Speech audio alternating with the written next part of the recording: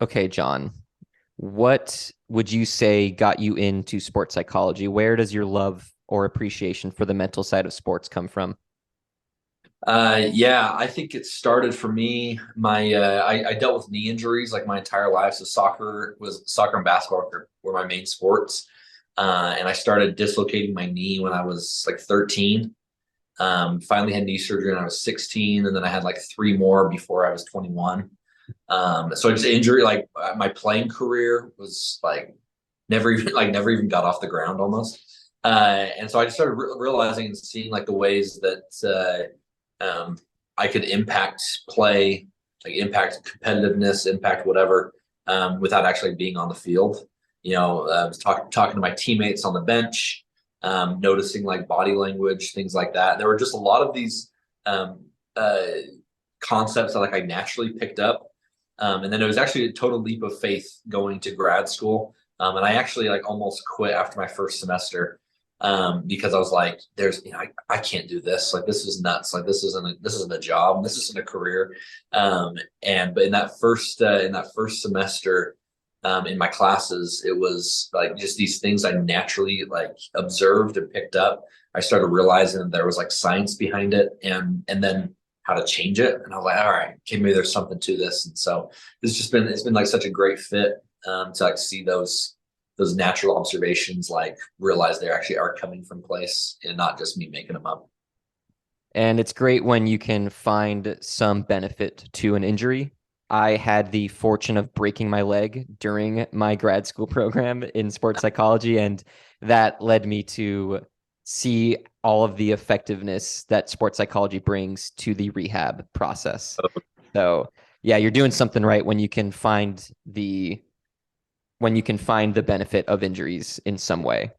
Yeah.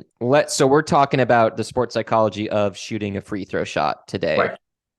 Real briefly, for anyone that doesn't understand what a free throw shot is, can you explain what that is? Yeah. Yeah. And also props to those who don't know the free throw, like checking out a podcast about free throw shooting.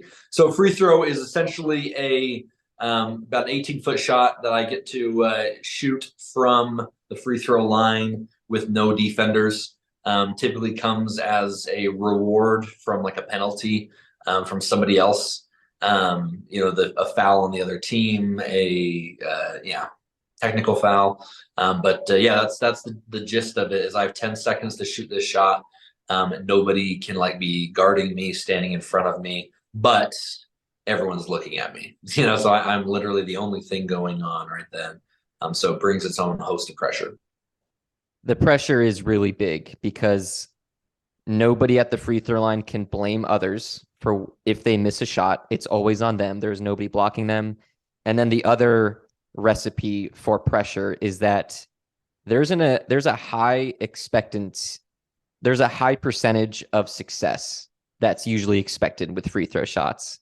A lot of the NBA stars are shooting at around 90%. So when these guys go to the line and think 9 out of 10 of these should go in, what if this doesn't go in? It's very easy to see how that can create a lot of pressure and overthinking and self doubt in our minds. Yeah, I think it's interesting. So um, the guys who in the NBA who do shoot 90%, uh, I think that one of the reasons they do it is because of their like mental processing. So like I think some of those guys who shoot like 70% probably do think that where it's like, okay, I got a 70% chance of making this. I think the reason why the 90% guy is shooting 90% isn't because he's thinking about that. He realizes this is just, hey, this is one more shot. Like whether it goes in or doesn't go in, the game continues, and now my strategy just changes. So they do some like very intentional things to remove some of the pressure off of that shot, right? We're recording this on like the 9th of May, and just a couple nights ago, Steph Curry missed two free throws, and seemingly like, oh my gosh, that's the end of the world and whatnot, but it wasn't. And they went on to beat Memphis. And so, that's where I think those really, really great free throw shooters understand what that is or what a free throw is. It's an opportunity to gain an advantage, right? And 90%, 70% is still like way higher percentage than anyone else shoots from the floor anyway, right? So realizing that's like, yeah, I'm a 60% free throw shooter. Well, from the field, I'm actually only shooting like 50%. So there's still a higher chance that I make this shot than if we were just playing a regular course of basketball. And so, yeah, just take it for the opportunity that it is instead of like all these judgments of what this free throw means. And you talked about how a lot of these professionals they have specific intentions with their mental game to boost their chances of success and feel confident at the line. Later on in this episode, we are going to talk about a lot of actionable tools that listeners can take away to start training and using at the free throw line. But before that, we are going to talk about all of the mental obstacles that free throw shooters are pretty much constantly going through at the line. And it's important to do this because we need to be aware of the obstacles and what's bringing down our mental game before we can boost it. And let's just start with my favorites, the distractions. And I think of the crowd. So I'm not the biggest basketball fan, but I have been watching the playoffs a lot, and I do love watching it frequently. But one thing I just endlessly love is how much the crowd gets into it when the away team has someone shooting at the free throw line, and they're Mhm. yelling at the top of their lungs. They have signs of maybe of this player's face blown up. Right. Can you talk about any or these distractions, and how do these types of distractions impact a player's mind at the free throw line? Yeah. Well, I think it's really interesting. You may remember ESPN like put out like a sports science short, maybe, I don't know, 15 years ago that talked about a free throw, like what's most disruptive or what's most distracting, the visual or the auditory. And it's actually the auditory. Like the sound is way more distracting than like the visual. But what I love these arenas. Like it's a great way to like engage your fans. That's like, hey, let's find a way that seemingly like gets us to root for our team and tries to get this other team to miss a free throw and give us the advantage. But I think more than anything, what it does is like boost the energy in the room, right? Like so live here in Salt Lake City, and so that's something the Utah Jazz do. Like in the fourth quarter, is if they miss two free throws, everyone in the arena gets Chick-fil-A. So it's like wild to me. It is so wild. It is so funny. You get these, I mean, 15, 20,000 people just so locked in and loving when this millionaire like makes a mistake, and then they're just like hoping that they make two. Like throughout the rest of the game, they're shooting free throws. You'll get some like casual distraction or whatever, and casual like waving or whatever. But man, when that fourth quarter hits, it's like we're all in here, right? And it's all for a four-piece nuggets from Chick-fil-A. So it's wild to me. It's wild, but yeah, auditory distractions are very helpful. But the visual is too. And so it's really like all you can do. And the reason what it is pretty simple, right? Is shooting a free throw requires me to be focused on a couple of important elements: the ball, my routine, and my shot, my form, as well as the basket. Right? Like there's just a couple of things to focus on. But if my focus is taken away from any one of those things, like if I don't focus on the part of the basket that I should be, if I don't focus on my form, if I don't practice on or focus on the ball, any one of those things goes off, I miss that free throw, right? Outside of like some muscle memory, and I mean, I could probably like close my eyes and still make a free throw. But like for the most part, when we're playing a competitive game, and so they're doing anything to distract away from any one of those, right? It's not so much that I'm trying to get you to, you know, mess up your free throw routine. I'm trying to, for a moment to like glance over, right? Or even get my mind thinking about how hard these people are trying to, to distract me, right?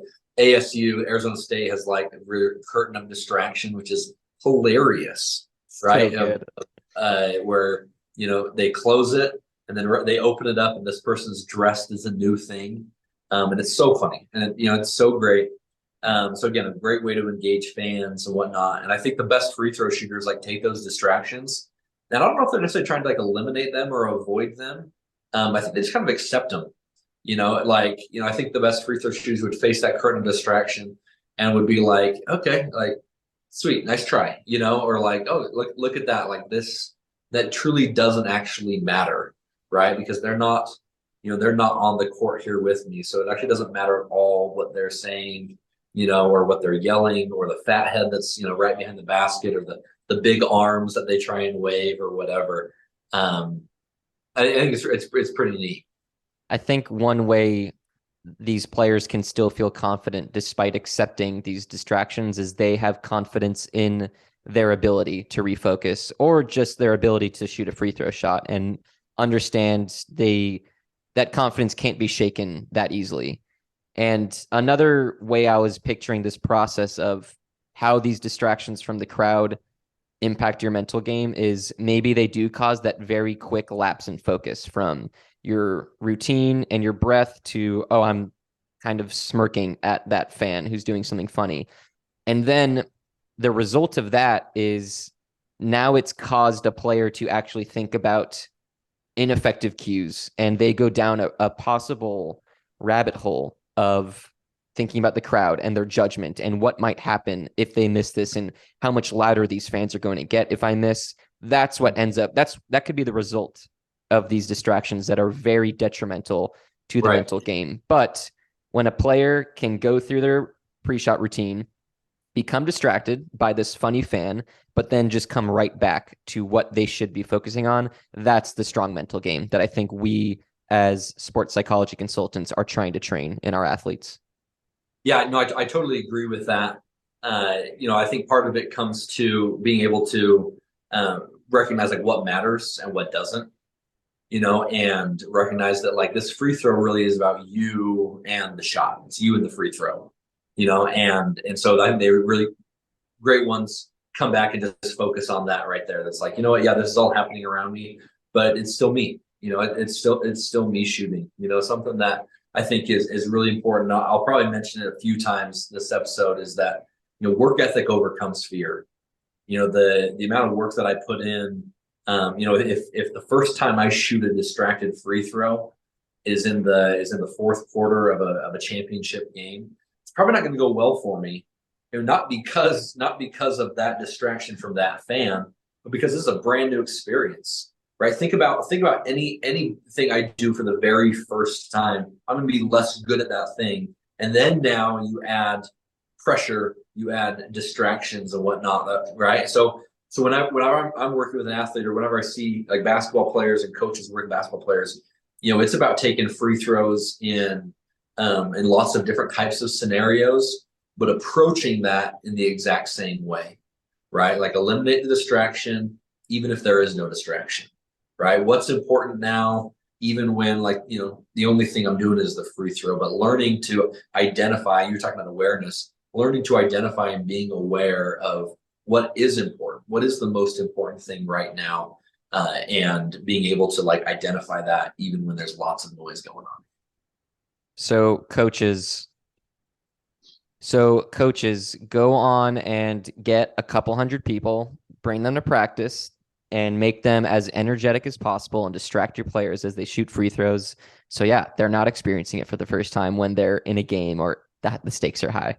Well, I know that might be a little bit of a joke, but let me tell you what's not a joke. I mean, this is for high school coaches, I guess, but all of you have real quick access to your marching band, your cheerleaders, right? One of my first sessions I did on focus, actually, while I was in grad school for my grad school project, is I just had a real quick email to the cheerleading coach, and I was like, hey, like I know this sounds kind of strange, but I know you guys have practice at the same time. I'm leading a session on focus.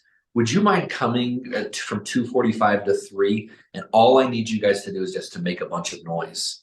And it wasn't the first time any of obviously the players had played with like that amount of noise, but in practice it definitely was. And we just had them like line, cheerleaders, our fans are typically sitting up in the stands. But we made it harder, and so we actually had them like line like right on the outline of the court, and they stood right there. And I was like, I want you to distract them as much as you can.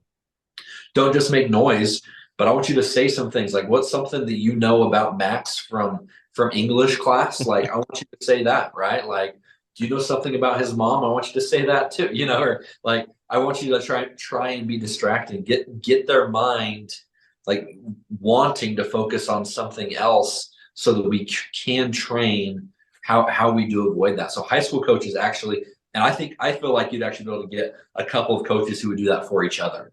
Mhm. It's like, hey, would you come in and do this for me? And my guys will be willing to come here and do that for you as you're prepping for your tennis, your tennis tournament or whatever. I mean, it's so smart because it's very effective to train the brain in this way, but it's also so fun. So So I fun. highly recommend that to any Right. coaches listening to try and organize that. Let's move on to another mental obstacle that Yeah. free throw shooters face. And this is the self doubt or ineffective slash negative self talk that they experience basically Mhm. in the window of I was just fouled and right before I shoot this free throw.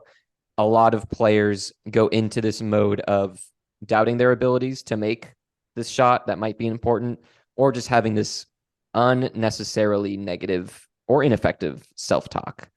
Mhm. What where does your mind go thinking about the self-doubt and self-talk and how to train athletes to basically counter all of those Yeah. thoughts that are not helping their mental game? Right. So I don't know if it necessarily immediately goes to self doubt or negative self talk. I do think that's an option. What I think athletes do is almost like treat our mind and our memory bank like a little bit of a Rolodex, or as like I'm stepping up to the line. I am going through those file folders to try and find like the most recent information I have that determines whether or not I'm going to do well in this. Right.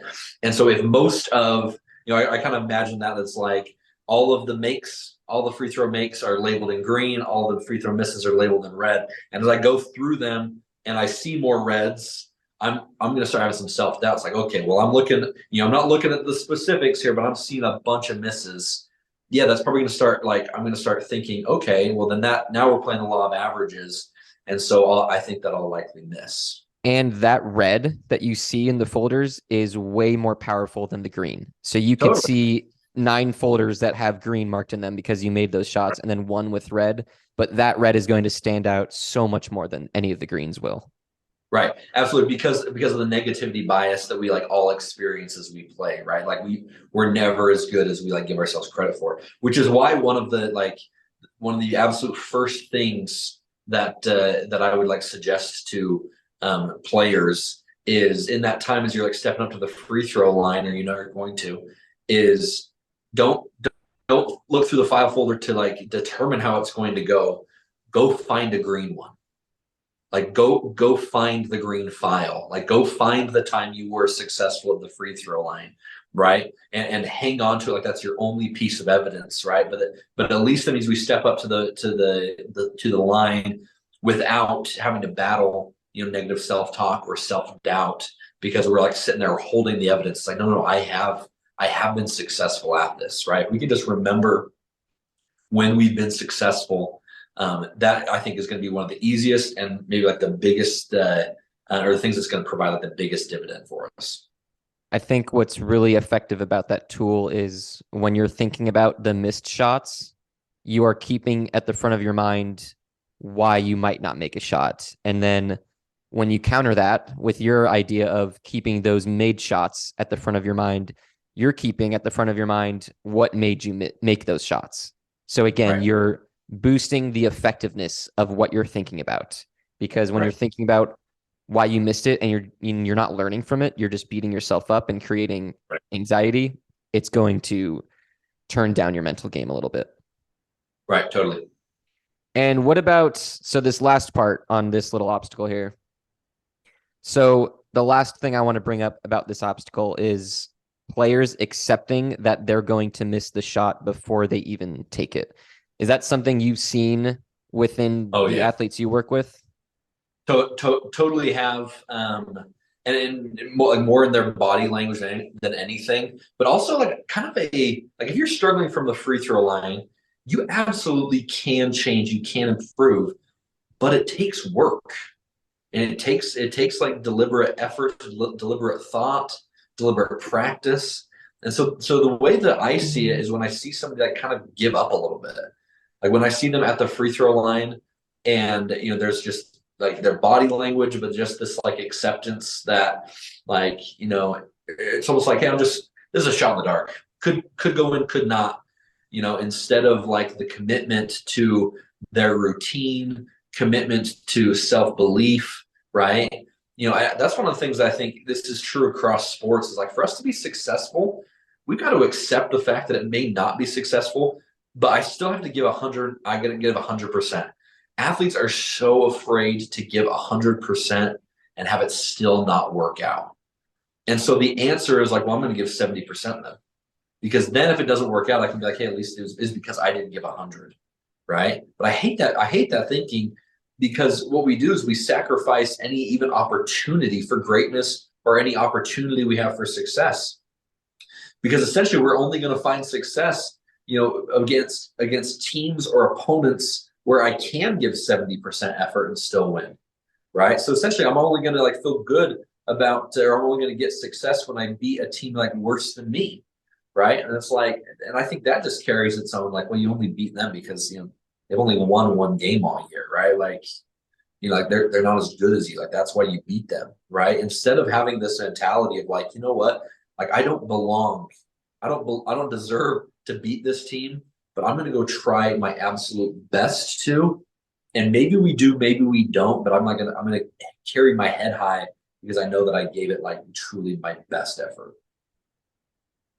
When I think about a player giving 70% as opposed to 100%, and where I think about that is being diligent in their pre-shot routine. For Totally. example, it's easy to just hold back and say I'm going to be a bit lazy here because I'm Right. already doubtful.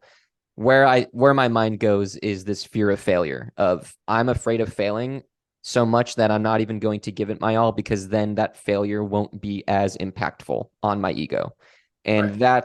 that's one of the last obstacles I want to discuss in free throw shooters is thinking in the past or thinking in the future. And fear of failure is oftentimes rooted in thinking in the future where you're afraid of failing and what might amount from that, and that will create a sense of anxiety and worry about what's about to happen.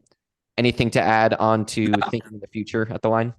Yeah, I think when we're listing all of the obstacles, right, or distractions, I think for most free throw shooters, like this is actually the biggest one, is the what does this mean, right? Because our brain is craving comfort, right? And so in an uncertain situation, we crave an answer, right? And so we're like, we decide, like it's going to mean this, right? And we don't really necessarily give ourselves the credit for like the mental adaptability that we actually have, right? That's like I can go into this expecting to make it, right? And like the plan is like now this means that we are now up three with 90 seconds left or whatever. And but then if I miss it, now it's only up two. Like, yeah, that is a different course of decisions, right? You got to play a little bit different way, being up two versus up three. But you're also like you're an athlete and you're mentally flexible and you're mentally adaptable that you don't have to plan for the miss before you've taken that shot. You can believe that you're going to make it and be able to adapt pretty quickly. Like, okay, well, now the situation is that I'm only up two. Okay, well here's how we're going to play defense now, right? And I think that's one of the great ones when I've seen great teams play. They have that ability to adapt like really quickly, right? That it's not like, hey, we're planning for the worst. It's like, no, we're gonna plan for the best. But when it doesn't pan out, like we can switch easily. We can easily switch from a man to a zone or to a press or whatever we need to do based on the situation. But I think what does this mean or what will this shot mean is big time. And one of the other distractions I think with that is I feel like I've seen a lot more over the past couple of years is when they miss a free throw. I think when I was playing, if I missed a free throw, I would maybe look at my coach or my teammates. I prefer teammates, like that's a better one for me. But I'm seeing this a lot more as I look over their mom and dad. And that really bothers me. Because I'm imagining we look at the person we're feeling accountable towards, right? And so I'm noticing athletes looking at their parents more because that's where like one of their biggest sources of distractions of like I missed What's my dad going to say about that? What's my mom going to be? Are they going to hang are they going to hang this, the amount of like personal training that I've been doing? Are they going to hang over my head that I chose to like go hang out with my friends on a Friday night instead of like putting in extra practice and now this is my consequence, which isn't true, right? And I don't know if parents actually do that. I mean, I'm certain that some of them actually do, but I think that is a big source of what are these invested others going to say to me because of that. This past year, I was working with a basketball team, and there's a player on the team he's shooting like 94% from the free throw line. And one of the first games of the year, so obviously really good free throw shooter. One of the first games of the year, with like less than a second on the clock, down one, he got fouled. And so it's really interesting to hear from the coach after the fact. So spoiler alert, he makes both free throws. And so after the fact, as they're like celebrating the locker room, coach, I loved it. He had like the openness to be able to say, he's like, I was really nervous. That like the game came down to this or whatever. He's like, but then I realized who was on the free throw line. Like this is somebody who makes more than 9 out of 10. Like the odds of him missing are way smaller. So he's like, so at first I was like, I can't watch this. So he put his hands. He's like, but then I said, wait, this like Jackson's shooting. So I took my hands out and I watched because I wanted to watch this guy triumph over the moment, and he did, and it was so cool to see that, and to like live that and then hear coach, and I'm sure that was like a huge confidence boost for that player to hear his coach be like, I wasn't nervous, like you were exactly what it was, and actually the rest of the year, that same player actually hit like several very clutch free throws, and I wondered, I'm like, how impactful were those coaches' words, for the rest of the season. Yeah, I love that story. And nothing will get my heart rate up quicker than a story like that.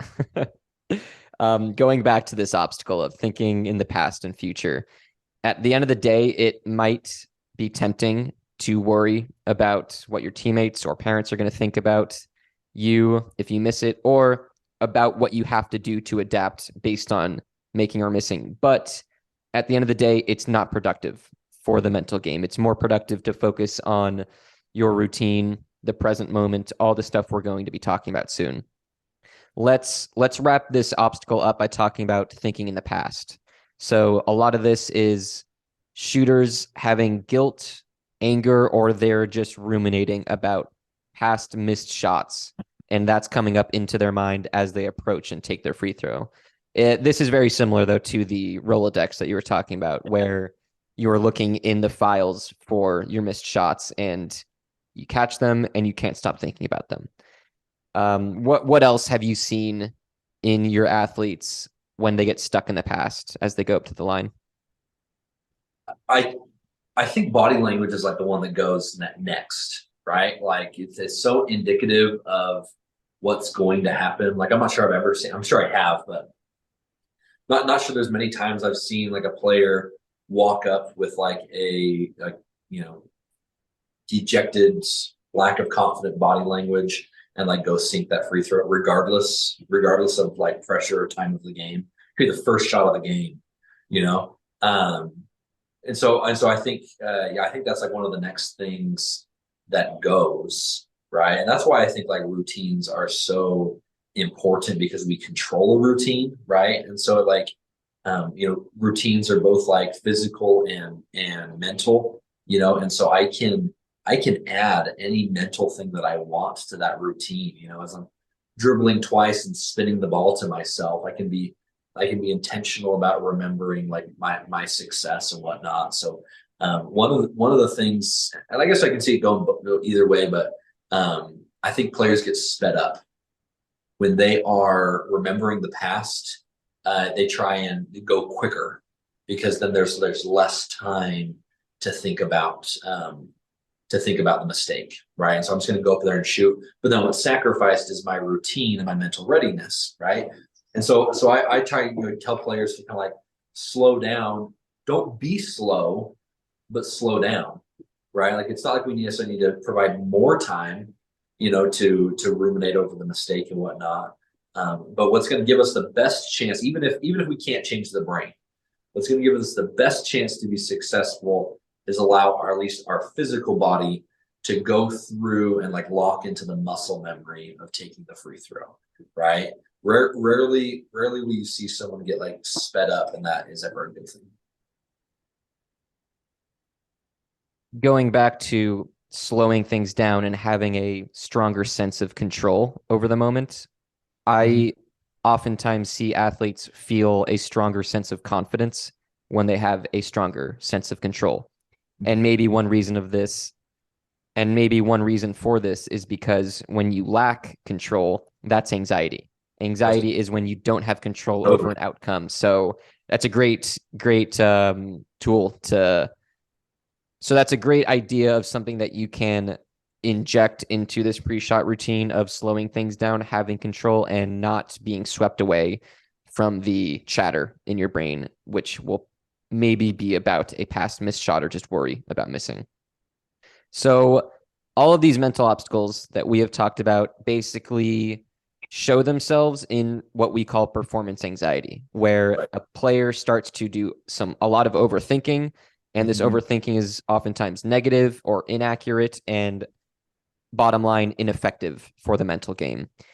In addition to that, you might see a rapid heart rate and shakiness in the hands. And I imagine shakiness is the worst thing a player can be experiencing right now, because this is a very finesse-based skill of shooting a free throw. That shakiness, for sure. Yeah. And the shakiness, I mean, right off the bat, you can tell how that's going to lower your chances of success. But imagine the athlete who checks in and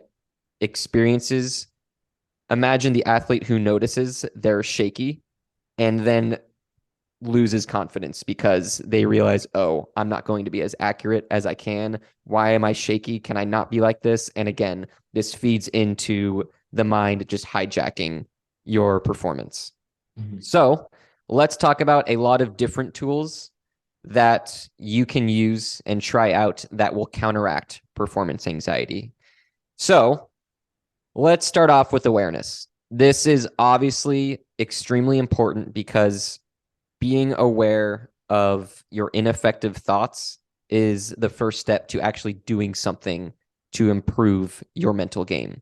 So, John, how can athletes train their awareness so they can catch themselves thinking ineffectively when the stakes are high leading up to a free throw shot?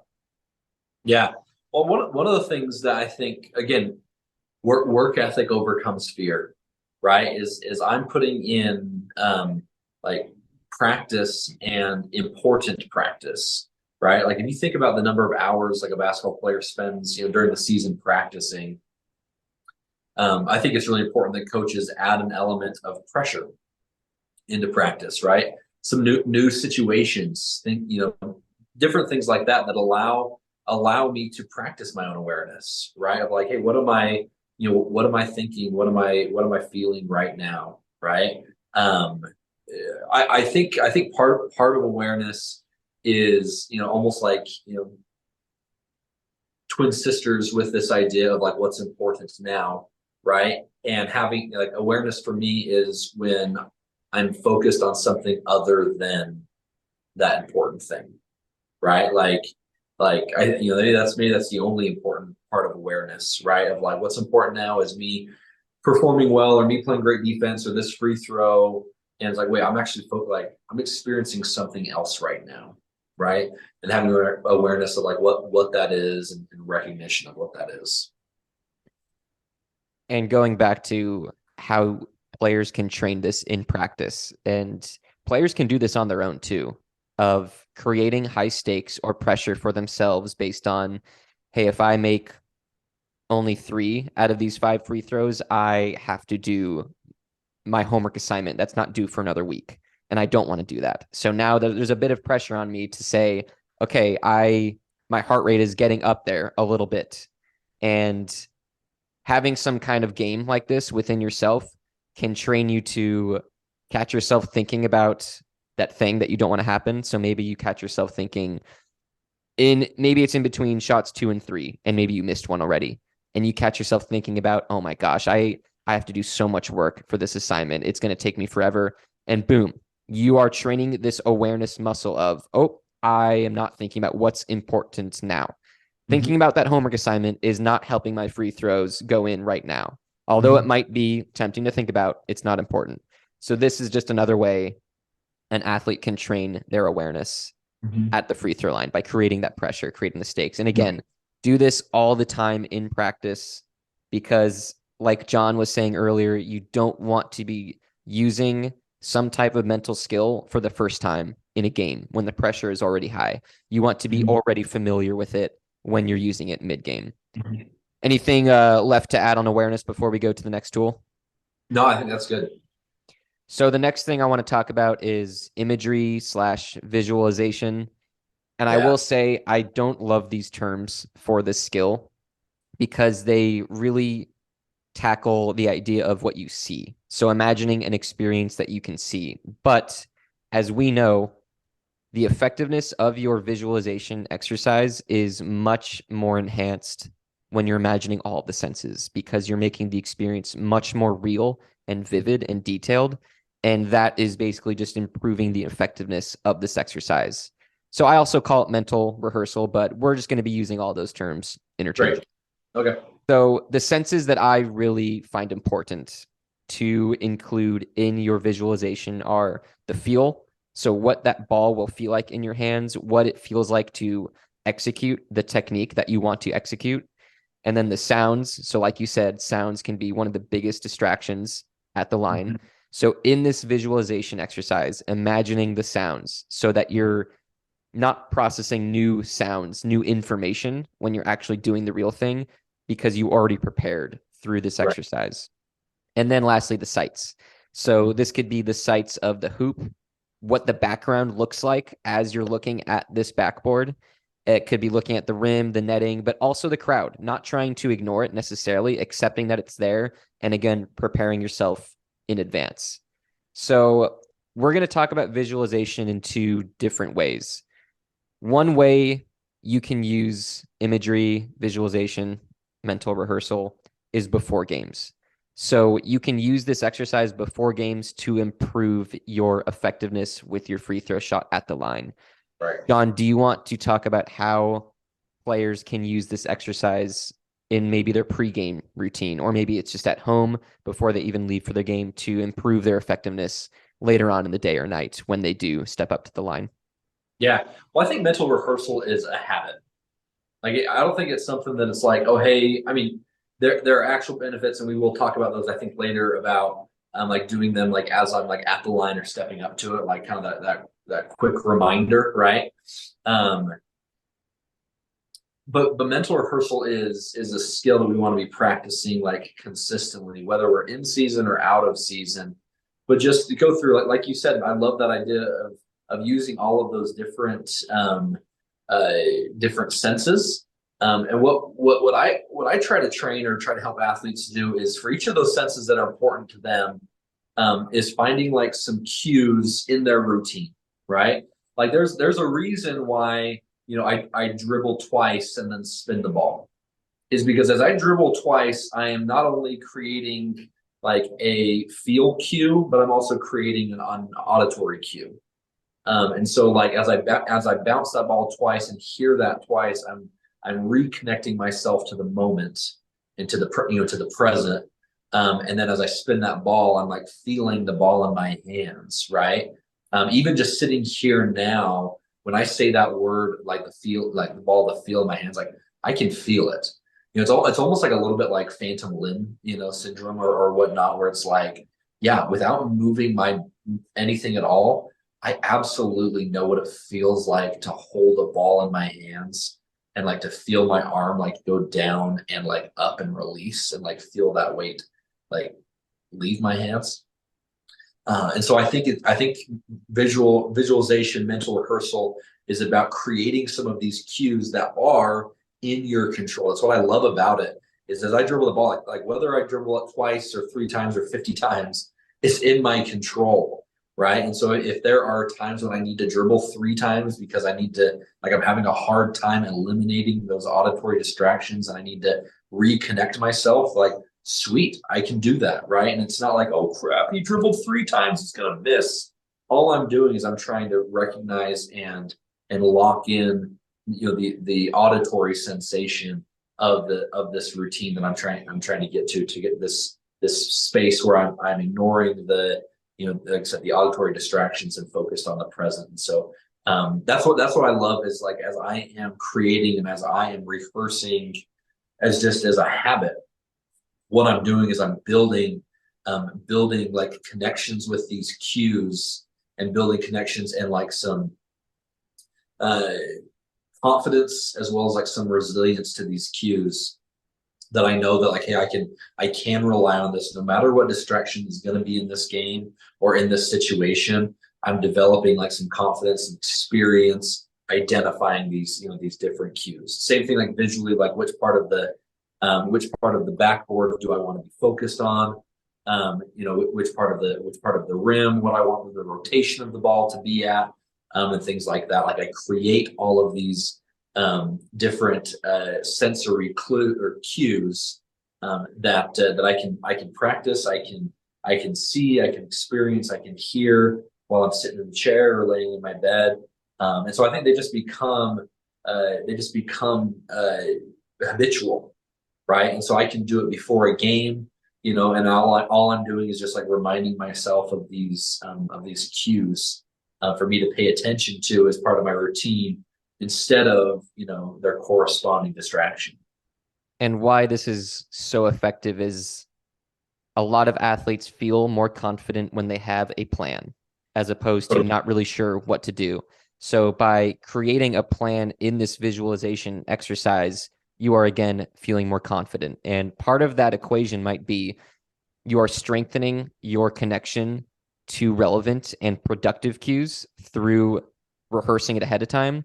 And you're Right. also weakening the connection to ineffective cues like distractions and self doubt.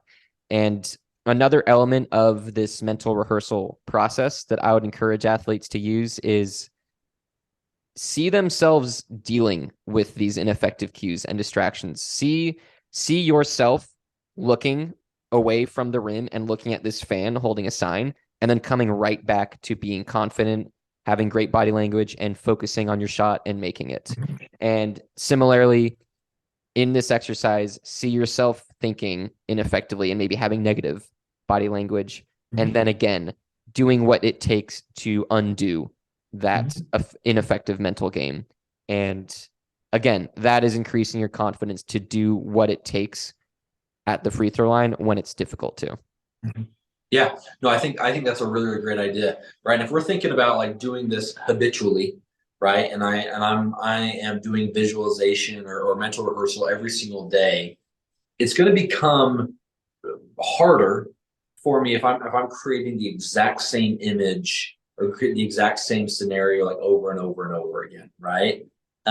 It's going to be good for me as I increase or add some novelty to it, right? So that I put myself through these scenarios like, hey, like what if I go play in that, like opposing gym, and what if I got shots, in the fourth quarter? What if my grandma makes it to this game, right? Like visualize or rehearse yourself like recognizing and accepting those distractions, like, so what do I want to do about it, right? And I love that question. It's become one of my favorite questions over maybe like the past like 2 months, is like, all right, so what are you going to do about it, right? That person is screaming, waving. There's a bunch of there's a whole row of frat guys, with the F word written across their chest, like, all right, so what are you going to do about it? Like, okay. It's become, like I said, it's become one of my absolute favorite questions to like bring myself back to like what's important now. Like, okay, so what are you gonna do about it? Such a Like good, like it's such a great question because man, like, yeah, man, it's just so applicable, yeah. right? Like, okay, cool, great distraction. So what? Anyway, it's been awesome. I love that. It's so good. And I love this stuff because a lot of times the answer is the same. You're still going to be going back to your refocus routine, the process, your breath. You could have 30 different distractions or obstacles that you ask yourself, okay, so what am I going to do about it?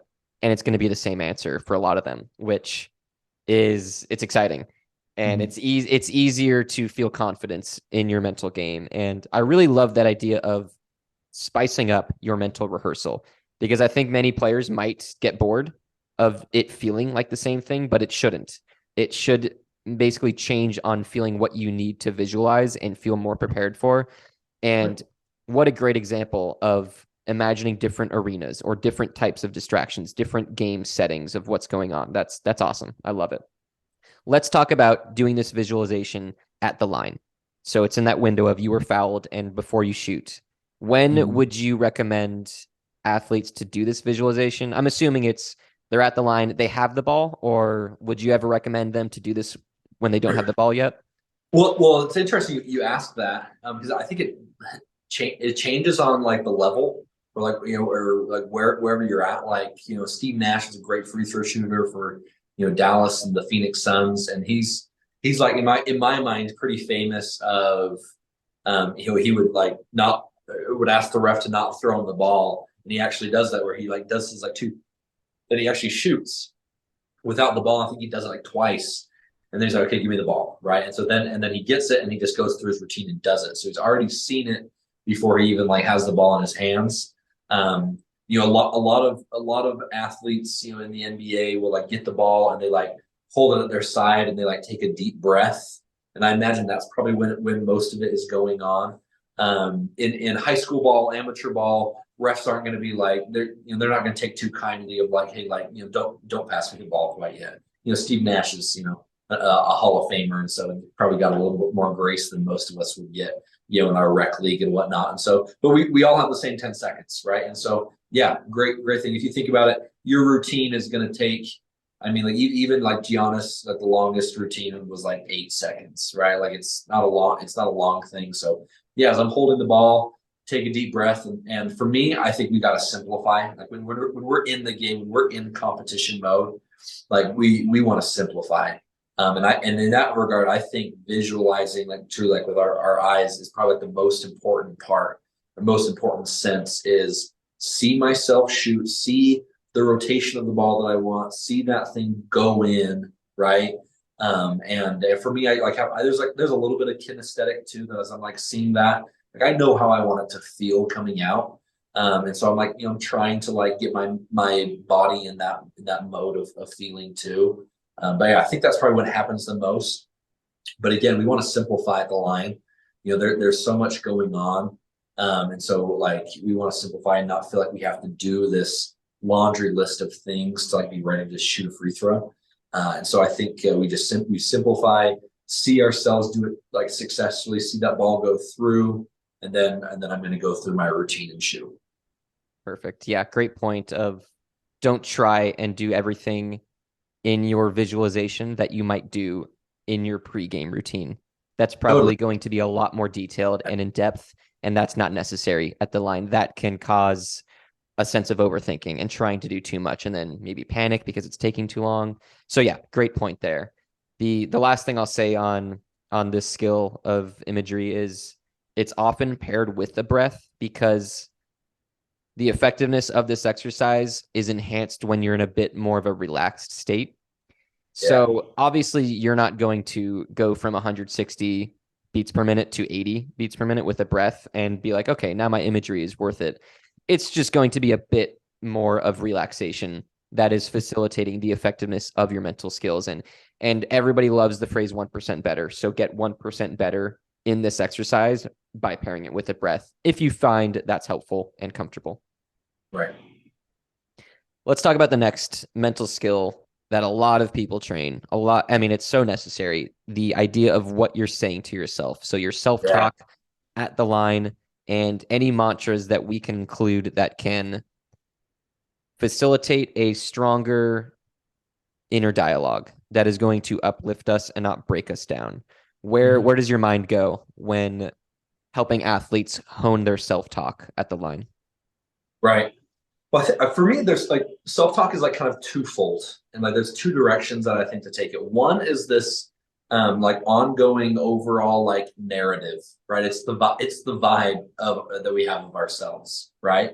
And so I think we tell ourselves stories, we identify information that feeds this narrative, feeds this vibe, and then the second part is that like phrase, word, mantra, whatever it is that like refocuses me onto like this exact task that I'm doing right now.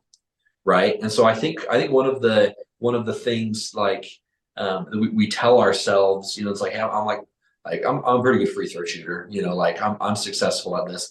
And we tell ourselves that all the time in practice, when we think about how we play the game, right? We're not necessarily bragging about it. We're not telling other people, but we're telling ourselves it, right? When in practice, when you're having a free throw shooting contest between you and your teammates or whatever, that there's this vibe, there's this narrative you're telling yourself that's like, I'm probably gonna win this, and like then there's like surprise, then there's some surprise if a teammate beats you. It's like, oh man, I can't. That's weird, because like I'm actually like I'm the best free throw shooter on the team, whether or not stats back that up. But what it is it's the vibe, right? So that when I get fouled in the game, it's not like an oh crap moment or how should I feel about this. It's like, oh, that's great because I'm really good at free throws, right?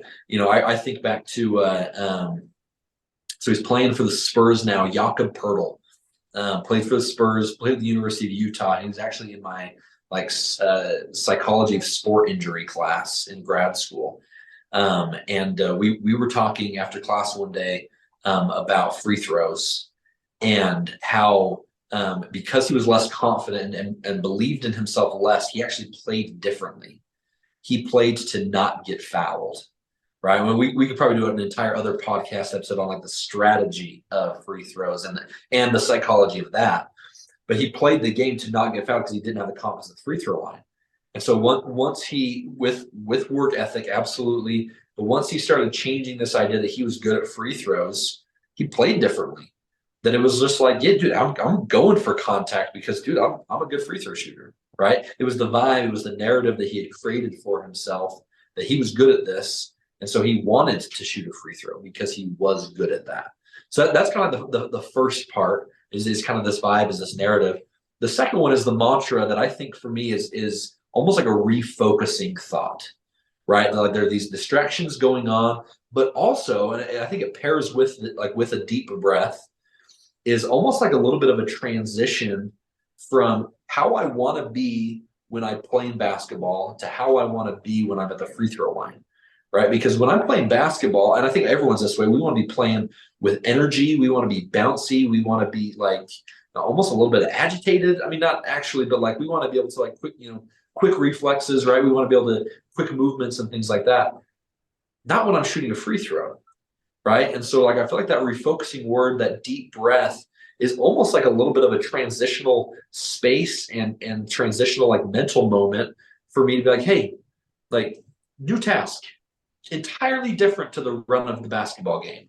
This is a new task in front of me where it's just me, fine motor skill, focused on this one thing in front of me. And so, I think as I've helped athletes develop, their mantra, their word, their refocusing thought, I kind of just ask the question of like, tell me why you should be successful. Why should you be successful at a free throw line, right? It's like a lot of times practice. I did this with a high school player that he went on to play Division I, and so this is actually like 6 years ago. And I was actually just talking with him yesterday and realized that he's still using the exact same phrase that we developed his freshman year of high school. He's now using it as a sophomore playing Division I basketball.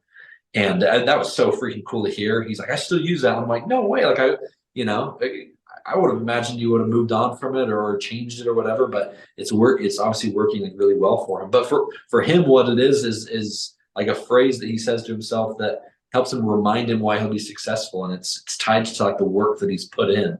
Right. And so because, he's standing at the free throw line and there is that more pressure, there are those things, those other distractions. He needs that, refocusing thought or idea to like increase his self-belief that he will be successful at it. And why will he be successful? Because, and that answer has become his mental cue or the thing that he says to himself. Which is so effective because naturally the doubt will creep in for everybody. Right. And having the awareness, that first skill that we talked about, to catch when that creeps in is the perfect opportunity to counter the doubt of saying, hey, wait a minute, I know I'm good at this. I know my percentage is high. I know I train this all the time in practice and I'm successful there. Boom, that's evidence for why I shouldn't feel as stressed out as I do. And then that stress response goes a little bit down and you feel a bit more confident. And I also want to say I loved that explanation of self talk, of how there's kind of this big picture narrative of how your self talk tends to be, but then the self talk changes depending on the very specific task you're currently engaged in. And when that self talk is being ineffective, like it's focusing on what the thoughts might be of the crowd or of your coach or parents, that's when you change that specific thought within your own head of going, Right. okay, so actually let me give this opportunity to make it even clearer on where or how people can develop their mantra that can be an anchor to refocus on. The most important way I think it the most important way I think athletes can use a mantra is create this refocusing word or phrase that is based off of the process. And like we talked about earlier, keep it simple. Don't make it like a a checklist of 8 or 9 items that you want to check off in the process, because you don't have time to be doing that. And that will lead to overthinking as well, or paralysis by analysis. Mhm. Keep it to 1 or 2, maybe 3 things max that you can focus on that will lead to a better outcome. And that is a great thing to have at the front of your mind and to constantly come back to give yourself a sense of confidence that the outcome will happen on its own. Yeah. So a process-based mantra is important. Yeah, go ahead. I was going to say is, um, I feel like a mantra, like the reason why you have it for like the best free throw shooters is actually to like get your mind out of the way, right? You were talking about that, like simplifying and making sure that there's not too many things, right? Is that like the free throw really comes down, like your brain doesn't shoot the free throw, your body does, right? And that's why work ethic overcomes fear, is because I create muscle memory, I create this routine. It's like, man, like I don't shoot a jump shot the same way I shoot a free throw, right? It's like an entirely different, I mean, not entirely different, but it's a slightly different like variation on the shooting mechanics, right? And so like because it's so fine motor skill, right? And that like my body can do it, right? Like if and the problem comes in is if my mind ever like takes away or focuses too much on what I'm doing, right? And so so sometimes think these mantras and things we say to ourselves just like helps keep our mind occupied Yeah. so that our body can just do what we've been rehearsing or we've been practicing for years and years and years. You know, think of this Division 1 player I was telling you about. His mantra is it's actually like a number sequence, which I know is weird, but he just says it over and over and over again, and not like, but it's like kind of in like pattern. He Controlled. says it control, and how many times he says it, I don't know, because it just kind of goes over and over and over, because he knows that he doesn't need to think about how to shoot a free throw, and that was his problem, is he was thinking too much about how to shoot a free throw. So he just kind of has this phrase that he keeps repeating, and he just keeps repeating, and when he gets the ball, he does his like physical routine and just shoots it, and there's no time, there's no place for that mind to like come in and impact this muscle memory. So I think in some regards, like the things we say to ourselves are to get our brain out of the way, to have our brain be occupied so our body can just do what it's been practicing.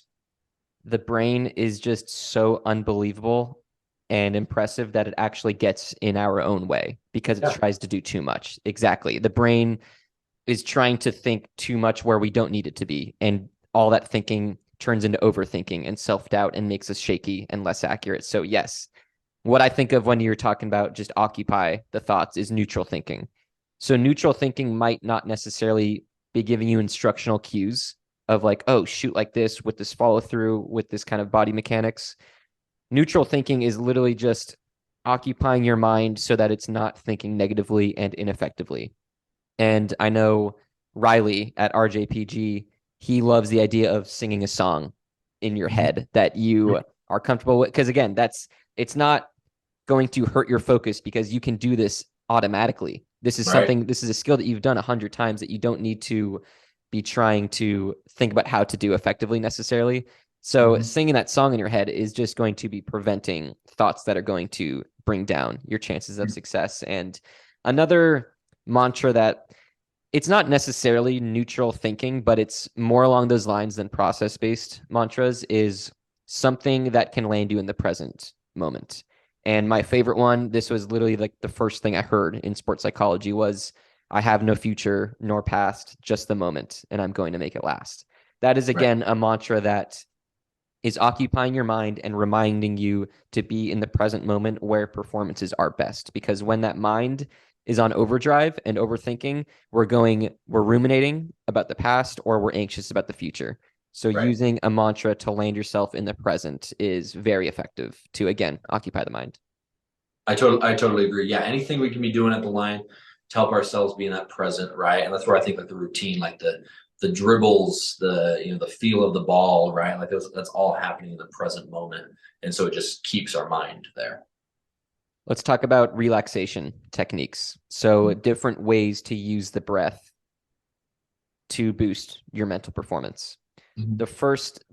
The reason why these relaxation techniques are important, in case it's not clear, is the mental performance obstacles that shooters are going through is usually a symptom of the stress response, of the stakes being so high and you being so stressed out that you start getting very anxious about the result. And these relaxation techniques counter the stress response that naturally happens by engaging a part of the nervous system that calms the mind and body. So if we can just have a bit more activation of that part of the nervous system than we would if we weren't doing these techniques, then we're doing something right because you're getting 1% better. And now imagine doing this over the course of your entire career. So let's talk about 3 different exercises that you can use with your breath to counter the stress response. The first one I want to talk about is that ratio breathing. So in order to access that awesome skill of engaging the part of the nervous system that calms us down, you want to make your exhale longer than your inhale. So a very good place to start this is breathing in for 3 seconds and breathing out for 5 seconds. Now, in a moment that might not feel like a lot, but again, 1%, getting 1% better, calming yourself down by 1%, it might not be noticeable.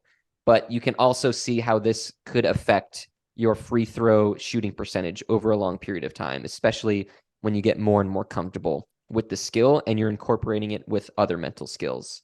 So anything you want to add to ratio breathing and how that works and how that helps these shooters? Uh, no, because like as you're sharing these like different relaxation techniques, it's really about like finding the one that like works for you that you can do like simply without like stressing about, right? Like, is my ratio like is it on, right? Is it correct or whatever? And so yeah, it's really just kind of about finding and again practicing like the one that like works for you um uh, without the most mental energy, I guess. And this ratio breathing is awesome. And one way you can improve the effectiveness of this exercise is by engaging the diaphragm. So this is often called belly breathing. So as much as I'd love to say diaphragmatic breathing 100 times, I'm just going to call it belly breathing. Why this is important is it's engaging a muscle that a lot of people aren't used to using because of all the times we sit down. And when you engage the diaphragm using this breath, you're essentially letting your lungs do their job more effectively, which is something that we would love because oxygenation to the brain and muscles is everything. If we can think clearer and have more oxygen and have that more energy feeling in our muscles, we're going to feel better. And then think of how that impacts our mind and confidence. Anything you want to add to belly breathing? Yeah, I was just wondering there, like if we did say diaphragmatic like 100 times, how many times would we make a mistake? When we do that belly breathing, I think it does a couple of things. So I love that you talk about like efficiency, right? Of like think about what really does the diaphragm do for our body other than pull our lungs, right? Like that's okay, it's its purpose, right?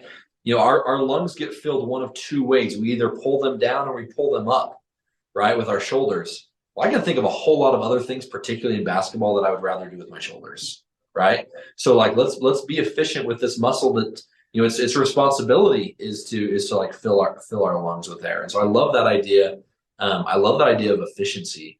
The other reason why actually I love it is one of the things that a deep breath does for me is it engages my physical anxiety. And when I say like engages, it combats it. So like butterflies is like a very common physical experience of anxiety, right? And so it feels that way in my stomach. And what I love is when I do a nice belly breath and I pull that out, what it does is it like elongates it feels like it elongates my stomach a little bit, and it stretches and just like provides that like stretching feeling across my stomach that relieves the feeling of butterflies for a little bit. And so it feels good. Like I really, really like it. And so that's one of the reasons why I think like belly breathing can be so beneficial as well, is the combating of anxiety, of these physical symptoms of anxiety that I get, is that like those, the butterflies are in there, and as I elongate my diaphragm and I kind of stretch out the belly, it almost pulls those butterflies away. And I really like that feeling. And this deserves more time to get into, but I don't want to leave listeners without a way to actually know if they're doing belly breathing. So, very briefly, listeners can try this by putting one hand right below their rib cage on or above their belly button, one hand on their chest. And if you can breathe in and push that bottom hand out, that means you're engaging the diaphragm. Yet if your top hand is moving out and up, that means you're doing chest breathing and you're not really engaging this diaphragm. So that's just a very quick way to actually gauge, okay, am I actually doing the diaphragm? And people who have been doing these breathing exercises for years still will put their hand on their belly because it's a physical cue to use a muscle. It's kind of like how some people at the gym will be doing a certain exercise and they actually tap the muscle group, especially if it's a small muscle like the rotator cuff, to help it engage. It's the same thing with the diaphragm. Love So that. the last relaxation technique we're going to talk about is progressive muscle relaxation. John, I'll let you take this one, start this one off. Yeah, so progressive muscle relaxation is, again, I think this is one of these things that's like really, really great in preparation, right? Really, really great habit for us to be in.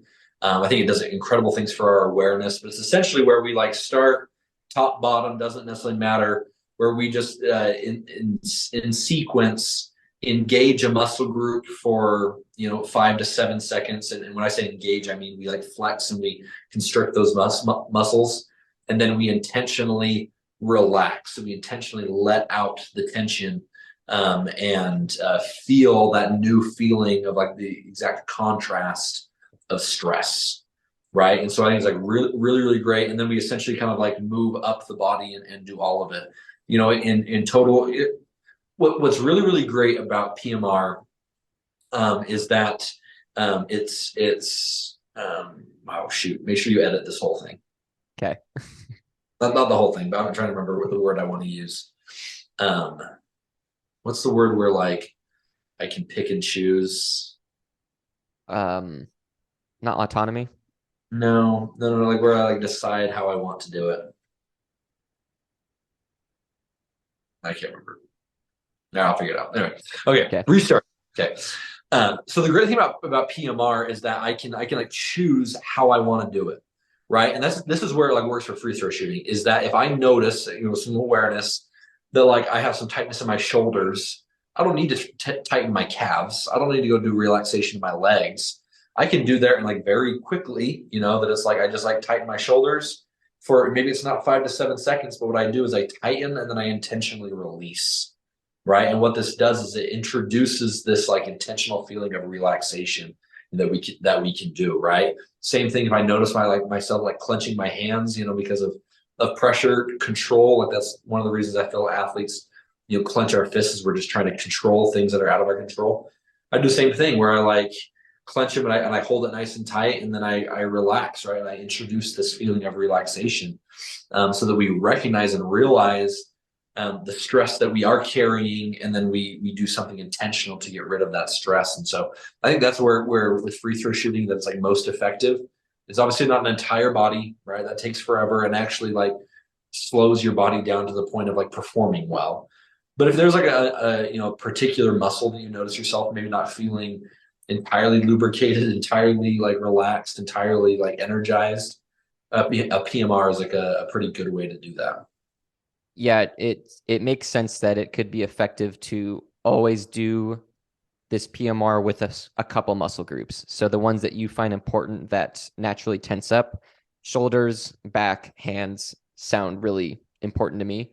So, but again, at the end of the day, this is going to be what listeners find useful for them. So maybe they do enjoy flexing their lower half of their body because that's what feels tight in them. And there's not one way to do this. So trial and error. Let's talk about the very last skill in these action items, and it's basically going to be a culmination of everything we've talked about. It is the pre-shot routine.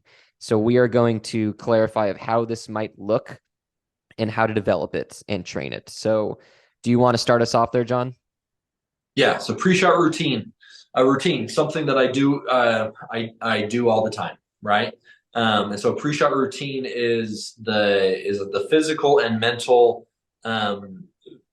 part right before I shoot my free throw, right? So for me, I have said a couple times here is, two dribbles, spin the ball to myself. There's a couple of like little bounces, and then the shot goes up, right? Can be, it doesn't matter. It doesn't matter at all what it is, but what it is, a routine is there to help us be in the best state, both physically and mentally, for me to perform my best, right? And so routine typically includes like the physical and the mental, right? So we talked throughout this whole thing about these different concepts and the ways they impact and become part of our pre-shot routine, right? As I dribble the ball, I'm connecting myself to the present moment with something auditory that I control, right? As I hold the ball in my hands and I spin it, I feel the texture and I feel the fabric, so that I'm deciding, like I'm in control of that feeling. Same thing as I move my body, right? Like I'm in control of all of those things. So it's connecting me to the present, right? And then as I pair that with my mental, statement or mantra or whatever it is, I'm putting myself in like that best, or in that state where I'm going to perform my best. Um, so that's kind of what it is, and that's how we develop is with a little bit of like trial and error of like how do I, like, where am I in my best, right? And then I find this routine, but then the most important part for me is like consistency, is that I do this thing every time, right? I do this when I am shooting in practice. I do this when I'm shooting in warmups, right? I do this in the first quarter. I do this in the fourth quarter. Because if I don't do anything, and I'll now all of a sudden, because there's pressure, we're now in the fourth quarter, I now start doing this routine. All I'm signaling to my brain is that this matters more, right? Hey, I know you're feeling some pressure. You should be feeling more pressure, right? So because of that, we're gonna do something different, right? So it's something that I do every single time that I shoot, make or miss, right? That I don't adapt. If I, with a miss, I don't like tweak something. So I do this thing every single time, because this is my routine. This is what gets me like to that state mentally, physically, to perform my best. I want to echo what you said about doing it every time because it will create the sense of familiarity and more of the sense of comfort as opposed to not doing it every time throughout practices and games. And then when you finally decide to do it, it's because, yeah, the pressure's on and you're aware of that.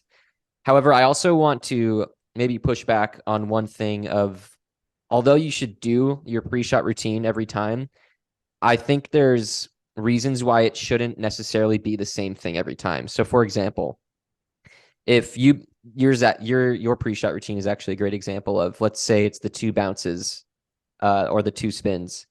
If you're feeling like at a green light, like you're really confident after the first bounce, is there really a point to doing the second one? Or if you're feeling good to go and you want to shoot it, why is there any reasons why you should go through with the second bounce, or can you just say, okay, it did what I wanted it to do, I'm feeling good, let me take my shot?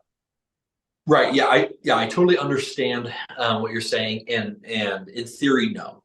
Right. Because that's what the routine is like. If that one bounce like gets me to that place where I'm like feeling pretty good, right? Um, the biggest issue I think is the point that you were talking about previous, right? Is excuse me, is there's a higher chance that I feel that green light when there's not much pressure, right? And so like if I go through my routine and like I just like kind of go through it quickly, or I don't do the full thing because I'm feeling good, well, what's that going to signal to my brain if when I'm starting to feel some pressure, and now instead of like dribbling it twice, I'm not dribbling once either. Now I'm like dribbling like 3 or 4 times because it's not getting me to that same place because of this pressure, right? Now I'm just like succumbing or adding to the pressure that I feel, right? So that's why that's why I think it's better to just like kind of keep it consistent, because you might be there after one dribble, right? But it's not like two's going to take you out of it, Yeah. right? Two's just going to kind of keep things, keep things consistent. Let's go through a lot of what we talked about very quickly and explain how it might look for players within their pre-shot routine. And I'm going to just explain some caveats before we get into all these different tools that listeners can incorporate into their routine. So first of all, this is a process of perfecting your pre-shot routine. It will not be perfect right off the bat. It will maybe never be perfect, but it will be helpful. And the way to get this to be as helpful as possible, as quickly as possible, is through trial and error. So trying different things, seeing what feels comfortable until something clicks. Number two, being consistent about practicing this. So if you just practice this one practice per week, your pre-shot routine will never feel very comfortable and fill you with confidence during games because you're not practicing enough. And then number three, have a easy to use journaling method or reflection method after these practices so that you can really quickly evaluate how did this pre-shot routine feel. Okay, I changed this up, I added this thing in, how did it feel? Scale of 1 to 5, and then maybe a sentence of explaining, okay, this is why it felt good, this is why it felt bad. If you can be doing those three things, you're doing everything that we ask of our athletes to develop a great, effective pre-shot routine. Anything to add there, or should we jump into all these little tools? Right. No, I was just thinking like I'm not, I don't know if they're like you use the word like it won't be perfect and like never will be. Like I don't know if that even exists. Not meaning like it's elusive, right? Unattainable. But what I think like a pre-shot routine is gonna like work for you, right? So I love to use the word like until like something clicks or fits, right? Like everyone's is unique because it makes them feel a certain way, right? Like there's a reason why, and I don't have issue with it at all. Like a lot of youth athletes like mirror what they see like the pros do, right? Because if I mirror what Steph Curry does, like what the narrative, the image I'm creating of myself is that I'm Steph Curry. I got no problem with that, and so that's fine, right? And so that's why it's so impactful. These professional athletes, that we our youth athletes play the way they do, they act the way they do, and that's great, as long as that is creating the image of for them of like what they can be, right? Yeah, that's all I would say. Yeah, if there was a perfect pre-shot routine, then we could just assume this person's amazing at free throws because of their pre-shot routine, and that is just so far from the truth. It's obviously the work ethic, the preparation that is Totally. big in that. But again, this is how people find the next level of these mental skills. So first off, the awareness. I imagine this awareness and checking in with how your mental game is. Am I thinking effectively right now, or am I distracted? I feel like that's a really good opportunity, basically when you get fouled, but maybe when you get up, if you're on the ground or you have a second to realize, okay, free throw, let me check in real quick. So your pre-shot routine, I mean, am I wrong here, Jon? Is that your pre-shot routine should start off with awareness and checking in with how your thoughts are? Yeah, I think that's fair to say. Like, um, particularly like the mental part of your routine like begins before the physical part, right? That as I'm walking up to the free throw line or whatever, I'm like doing that check in of like how things are, right? So that mental part starts first, and then the ball gets in your hands. But yeah, absolutely, we need to have some awareness of how we're feeling. The reason why I was like hesitant is Mhm. because like I'm not necessarily sure like awareness is part of like my pre-shot routine, Yeah. rather than like a practice that I should be adopting like the whole time I'm playing, right? Like, we should, hate that word, but like, if we like stopped a game, at any random second of like, hey, how are you feeling? Like, are you helping or hurting your performance with your thoughts, right? The idea would be that like at any given moment, I know what I'm thinking and like whether it's helpful or hurtful, right? And so that's where I was like, is it part of a pre-shot routine? It's like it is, and especially when we're like intentional about it. And then, so awareness, it makes sense that it would be in the beginning of Yeah. this routine. However, pretty much everything else that we're going to talk about here, it should be in the order that you choose, what you find that fits, again, through that Mhm. trial and error. So even though we're going through an order, don't think it's there's one best order of all of this. So going back through our action items, let's start off with visualization. This could be, again, at the line. You probably have the ball. Maybe you're Steve Nash and you're telling the ref to hold on to the ball, but you could also just have it. And before you take your shot, you can do some ghost shots or just do a quick mental rep of what you want to try and execute. Yep. Absolutely. And then honing your self talk. So this could be part of the check in process. It makes sense that it would be that it's like, okay, how is my self talk right now? What am I telling myself to focus on? But honing your self talk just before your shot to either, well, I guess to give yourself confidence, either Mhm. through reminding yourself of the technique of the process that leads to the best outcomes, or you can increase your confidence through neutral thoughts because you're then not leaving any space to think negatively to bring your confidence down. Right. Yeah, absolutely. I think anything we say to ourselves, neutral, like I also don't want to discount like positive self-talk, right? We never want to um, go so far in the positive that we speak untruth, right? But there are a lot of green, or positive statements that I can say to myself that are true, right? Like, hey, John, you've been successful at this. John, you've made a free throw before, right? Like you know how to do this. You've practiced this, right? Like the odds say, the stats say this is likely going to go in, right? Whatever you want to say to yourself, like, these are all positive things, and I think there's a lot of benefit to that for my, yeah, probably mostly for my confidence, right? But also in like my approach, right? That I'm not, I'm as I'm going through my routine, I'm not like not obviously physically, but like checking each direction for like information on whether or not this is going to be successful, right? If I say, hey, John, you're good at this, I've already like accepted or believe that this is going to be like successful. And so I don't need to like look around or question whether or not I will be. Countering that self doubt. Yeah. And then the relaxation techniques that we talked about, and we didn't talk about all of them, but we talked about ratio breathing, belly breathing, and PMR or progressive muscle relaxation. I Right. think it's I think it's very possible for athletes to get to a place where they can combine ratio breathing and belly breathing. So having the right ratio to extend the exhale to engage the calming part of the Mm-hmm. nervous system while at the same time engaging the diaphragm. Right.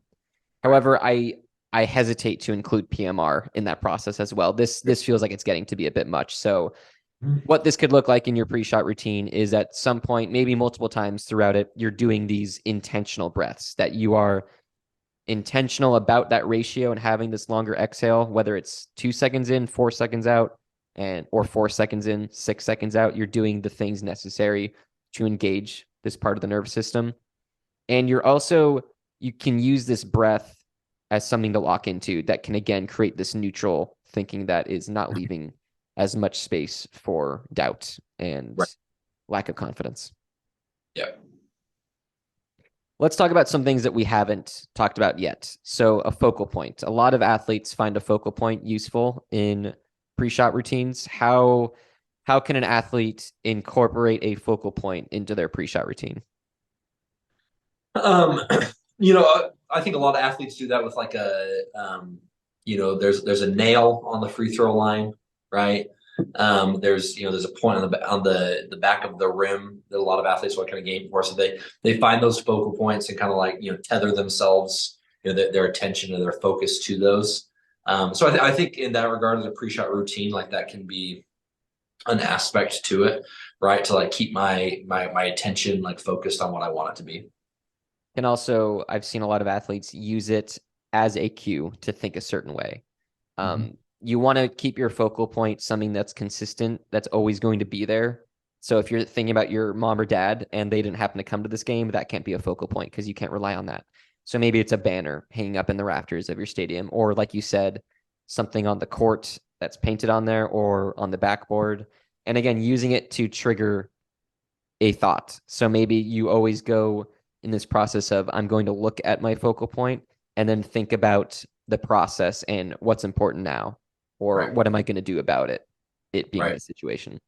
And Anything else that's on the, yeah, go ahead. yeah, that's really useful for basketball players. So I mentioned, like so there's a nail like literally in the middle of the free throw line that actually shows where like the middle point of the basket is as well. And so a lot of basketball players use that simply for alignment, right? And so if you take that idea of like a focal point of like, hey, there's the nail, I'm now aligned. Okay, let's align my body and my mind as well. And so it's a really, really good one. In fact, I'm not sure there's like a better one in all of sports, right? Because of like what that means, right, in terms of alignment. But so yeah, I know a lot of athletes or a lot of basketball players use that nail to like align where they want their body to be, right? And so it's a great opportunity for a focal point to like align my mind as well. To wrap this up, the last thing we'll talk about is incorporating a practice of mindfulness based meditation into the pre shot routine. And why this is important is, again, it's creating a scenario for your mind where you're not giving it the opportunity to think negatively or ineffectively. Because what you're doing through this exercise of meditation is you are locking into all the sensory information that is coming through. And by sensory information, this is what you feel, both internal and external. So, what the ball feels like, how it feels to be standing with your shoes on the court, and then internal of what the breath feels like as it goes in and out of your body. That's, again, a very important rule every listener, I hope, can understand and continue to understand is that when you are intently focused on the senses, you are in the present moment. And again, being in the present moment will lead to better performances overall. So, meditating on the feel. So, trying to imagine everything that you can feel. This could also include your jersey and the sweat beating down your face. And it can also include the sounds of the arena, the ball, anything that you can picture that is locking you in. Now, Mm-hmm. this triggers a caution to me because we were talking about how the auditory distractions from fans can be one of the biggest distractions for Right. shooters. So maybe you take this with a grain of salt and say, hey, maybe this won't be effective or something that I want to do in my meditation practice at the line. But it could also be good. It could also be this version of I'm going to drown out all of the noise from the crowd as just one big noise that I'm trying to process everything. And in that process, I'm actually not really lingering on anything. And then Right. lastly, you can meditate on your visual field. All of the different colors, all of the details that you can see either just on the ball or in your entire visual field. So I find it very cognitively demanding when we're focused on an object like the backboard or the rim, and we are trying to not only consume and process every detail we can see, but also every detail and color we can see in the corners of our vision while looking at this object. That is Right. so much to process that, again, we're not really thinking about that missed shot we made earlier this season or earlier in this game. We are creating this kind of neutral based thinking. Mm-hmm. Yeah, I Any- agree. I think meditation is can be so many things, right? And so I think to kind of simplify things for your listeners and for this audience is what you just described with that mindfulness meditation. Like, there's a ton of similarities between that and mental rehearsal, right? And so I like to tell my athletes that same type of thing. Like when we're talking about meditating and talking about visualizing or imagery, like we're cousins. We're pretty, we're pretty close to one another, right? And so as we do that, so thinking of, of all of the information that we're taking in, right? Part of my meditation is being able to like see myself eliminating the unimportant information, right? Or like I can visualize, or I can rehearse, or I can meditate and prepare for the auditory distractions, but as part of that can also be an intervention where I eliminate or refocus away from that distraction. And that can all be part of my mental rehearsal, part of my mindfulness meditation as well. Perfect. Well, I think that's a really good place to wrap things up. This has been awesome. I loved getting really in depth on a sport specific situation and talking just so much about the obstacles and then all of the ways performers use the mind to benefit performance. So thank you for joining me. Thank you for all the awesome tools that you helped me give the listeners. Where can people find you if they want to get a hold of you and get in touch? Yeah, no, I try to keep things pretty simple. So when I was a missionary, so my last name's Osborn, and so everyone just called me Ozzy, and so I was like, I just adopted that. So you can find me on Twitter and Instagram at JOzzyPsych. I think I'm the only one of those. I was joking. And yeah, I'd love to reach out. So basketball is super important to me. Obviously, the mental skills are as well. But it's really fun when you can take two passions like mental skills and basketball and bring them together. So yeah, if anyone's got more questions about the how tos of doing this, of practicing this, yeah, reach out to me, Twitter and Instagram at JOzzyPsych. Would love your questions and your feedback. Awesome. Well, thank you again, John. Really appreciate it. You bet. Thanks, Gabe.